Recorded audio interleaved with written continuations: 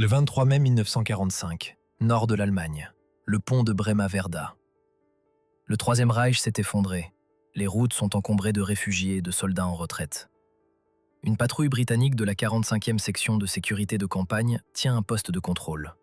Ils recherchent des criminels de guerre. 3 hommes s'approchent du pont. Ils semblent quelconques. Ils portent de longs pardessus gris de la Wehrmacht. L'un d'eux est petit, dégarni et porte un bandeau noir sur l'œil gauche. Il ressemble à un sergent fatigué de rang inférieur. Il tend ses papiers aux soldats britanniques. Les documents l'identifient comme Heinrich Hitzinger, sergent dans la police secrète de campagne. Les soldats britanniques sont méfiants. Les papiers sont trop propres, les tampons sont trop frais. Et l'homme, il ne ressemble pas à un soldat qui a dormi dans des fossés. Ses mains sont douces, il est bien nourri. Les soldats britanniques ne le savent pas encore, mais il se trouve face à face avec le deuxième homme le plus puissant du Troisième Reich. L'homme qui se tient dans la boue est Heinrich Himmler, le Reichsführer SS, l'architecte de l'Holocauste, l'homme qui commandait la Gestapo et les camps de concentration. Pendant 12 ans, cet homme a détenu le pouvoir de vie et de mort sur des millions de personnes. Il était l'ombre terrifiante derrière le trône d'Hitler. Mais en ce jour, il frissonne dans un imperméable, essayant de passer pour un inconnu.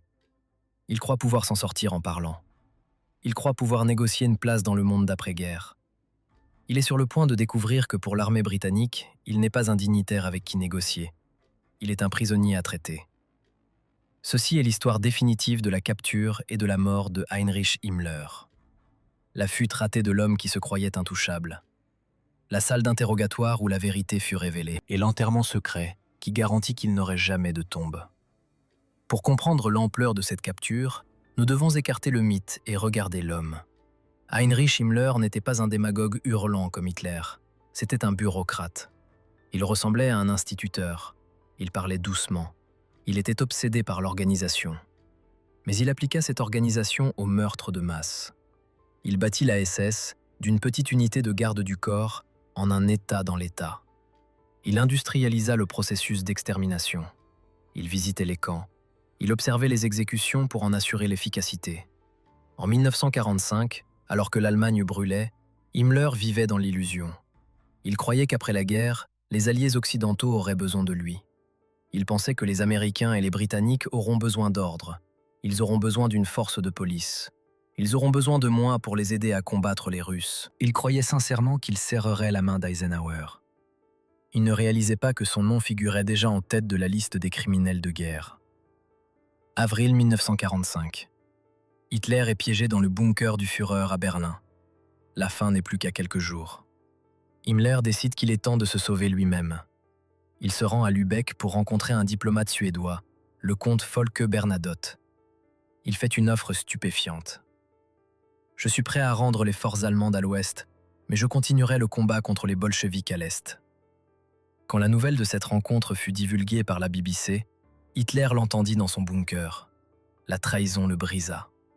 Hitler hurla que son plus fidèle partisan, le loyal Heinrich, l'avait poignardé dans le dos. Hitler retira à Himmler tous ses titres et ordonna son arrestation. Soudain, Himmler était un homme sans maître et sans avenir. Recherché par les Alliés, recherché par les nazis. Il n'avait plus le choix. Il devait fuir. Comment le visage le plus reconnaissable de la SS peut-il disparaître? Il rasa sa célèbre moustache. Il mit un bandeau noir sur l'œil. Il retira son uniforme impeccable aux pattes de colle en argent. Il enfila l'uniforme de laine grossière d'un sergent. Il fabriqua de faux papiers au nom de Heinrich Hitzinger. Pourquoi Hitzinger? Parce que Hitzinger était un homme réel qui avait été exécuté pour défaitisme quelques mois plus tôt. Himmler vola l'identité d'un mort. Il rassembla 2 aides de camp et commença à marcher vers le nord. Il essaya de se fondre dans le chaos de l'effondrement, mais son arrogance demeurait. Il voyageait en groupe. Il marchait avec autorité et ses papiers étaient tamponnés par la police secrète de campagne. Il ne savait pas que le renseignement britannique avait émis un ordre spécifique. Arrêter quiconque portant des documents de la police secrète de campagne.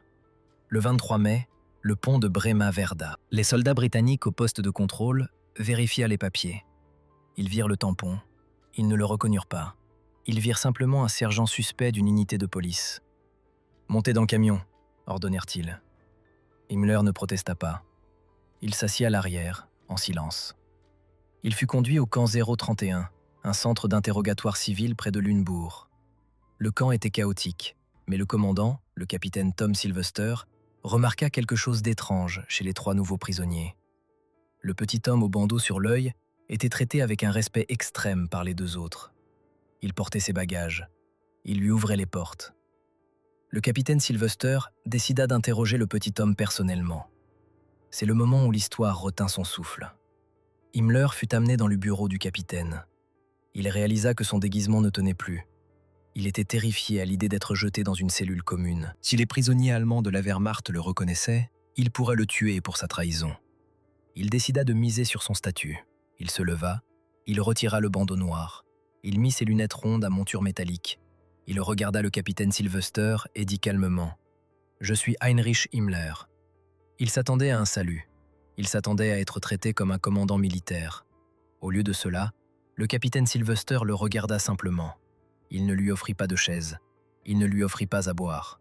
Il dit « Ah, c'est vous ». Le masque était tombé. Le chef de la SS était désormais un prisonnier de l'armée britannique. Ce qui suivit ne fut pas une négociation, mais le démantèlement d'un mythe. Si vous appréciez l'histoire racontée avec précision et profondeur, appuyez sur le bouton s'abonner. Rejoignez-nous pour découvrir les dernières heures du Reich. Le capitaine Sylvester appela immédiatement le quartier général du renseignement. Nous avons Himmler. L'ordre revint instantanément. Fouillez-le, déshabillez-le, assurez-vous qu'il n'a pas de poison. Les Britanniques savaient que les nazis de haut rang portaient des capsules de cyanure, souvent cachées dans les vêtements ou parfois dans la bouche. Himmler fut choqué par le traitement. Il refusa de se déshabiller. « Je suis un Reichsführer », protesta-t-il. Le sergent-major britannique s'en moquait. Il ordonna à ses hommes de déshabiller le prisonnier de force. Himmler se retrouva nu dans la pièce froide. C'était un contraste saisissant avec le pouvoir qu'il avait autrefois exercé. L'homme qui avait ordonné que des millions de victimes soient dépouillées était maintenant soumis au même processus. Un médecin militaire, le capitaine Clement Wells, commença un examen médical. Il vérifia les vêtements de Himmler. Il trouva un petit étui en laiton contenant une fiole en verre de cyanure. Ils la confisquèrent. Himmler semblait coopératif, mais il cachait quelque chose. Le médecin demanda à Himmler d'ouvrir la bouche. Himmler l'ouvrit. Mais lorsque le médecin approcha une lumière, il vit un petit objet logé entre la joue de Himmler et ses dents. Une deuxième capsule. « Recrachez-la !» cria le médecin. Il tendit la main vers la bouche de Himmler pour la saisir. Himmler vit la main approcher. Il comprit que le jeu était terminé. Il n'y aurait pas d'accord avec Eisenhower. Il n'y aurait pas de nouveau commandement. Il n'y aurait qu'un procès, une corde et une exécution publique. Il rejeta brusquement la tête en arrière. Il mordit. Le verre se brisa. Le cyanure de potassium concentré se répandit dans son organisme. Himmler s'effondra au sol. Les Britanniques réagirent instantanément. Ils l'a fait. Ils l'attrapèrent par les jambes. Ils le tinrent la tête en bas, essayant de faire sortir le poison. C'était une scène chaotique et désespérée. Le chef de la SS, nu, secoué par des soldats britanniques dans une tentative frénétique de le maintenir en vie pour la justice, ils lui versèrent de l'eau dans la gorge. Ils essayèrent un émétique. « Nous avons besoin de lui pour Nuremberg !» cria le colonel, mais le cyanure est impitoyable. En moins de 15 minutes, les convulsions cessèrent. Heinrich Himmler était mort. Il gisait sur le sol d'une salle d'interrogatoire, recouvert d'une vieille couverture militaire. L'architecte avait échappé au tribunal. Les commandants britanniques étaient furieux. Ils voulaient qu'il soit jugé. Ils voulaient que le monde entende les preuves contre lui.